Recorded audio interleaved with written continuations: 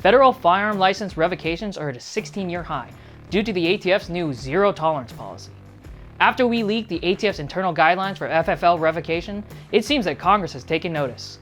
Hi, I'm Ben, and this is the Minuteman Moment.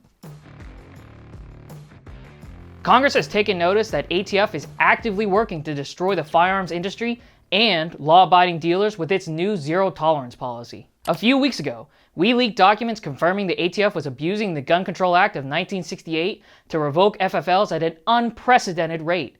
It now seems that Congress has taken notice and is taking action. Congress has written a letter to the DOJ and ATF demanding an explanation of the legal basis used to justify ATF's new interpretation of the word willful, among other questions. The letter was signed by 39 members of Congress, including 10 senators. You see, ATF can't convict a gun store of a violation of federal law unless the gun store acted willfully. That's supposed to be a high bar to meet, but not if you ask an anti-gun bureaucrat. When asked by the Daily Caller about the revocations, ATF Public Affairs Division Deputy Chief Eric Longnecker was quoted as saying, "The GCA does not define willfully." It's clear from ATF's own response that they are playing word games and using what is essentially a loophole in the Gun Control Act to enforce their new zero-tolerance policy. The ATF has once again decided to define federal law themselves and do Congress's job for them. By defining willful as any violation, the agency no longer must establish a history of prior violations to determine willfulness. That's not how regulatory agencies are supposed to operate. Just imagine if the IRS was working to steal from taxpayers,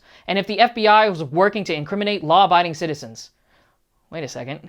Either way, the Bureau of Alcohol, Tobacco, Firearms, and Explosives has not always been easy to work with or to understand.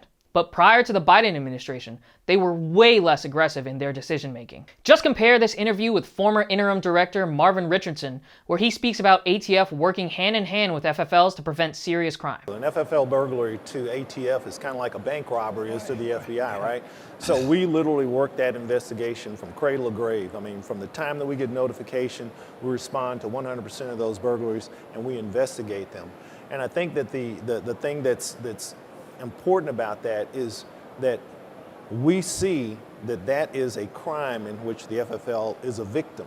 And as a result of that, we treat it just like any other crime, and we work at that thing 100%. Now compare that to ATF's current policy of one mistake and we destroy your entire livelihood. Seemed like there's been a drastic change at the agency that we thought couldn't get any more weaponized towards gun owners. To make the picture even more clear, the same prior director of the ATF, Marvin Richardson, was personally demoted by the Biden administration, allegedly for being too friendly with the firearms industry. Why wouldn't you want a good working relationship with the industry you're tasked with regulating? Not only does this zero-tolerance policy destroy lives and livelihoods of law-abiding dealers, it also tarnishes the relationship between dealers and the agency that could have been used to fight real crime, instead of attacking law-abiding citizens. The trust between dealers and the agency has been destroyed, because dealers now know one mistake can take food off their table. Why would a dealer want to actively help an agency that holds them hostage? It's clear the ATF more than ever is being weaponized towards the firearm industry and law-abiding gun owners as well. This is why GOA is actively working to defund and abolish the ATF. But we need your help. Please call your senator and urge them to look into the recent uptick in FFL revocations by the ATF. Thanks for watching. I'll see you next time.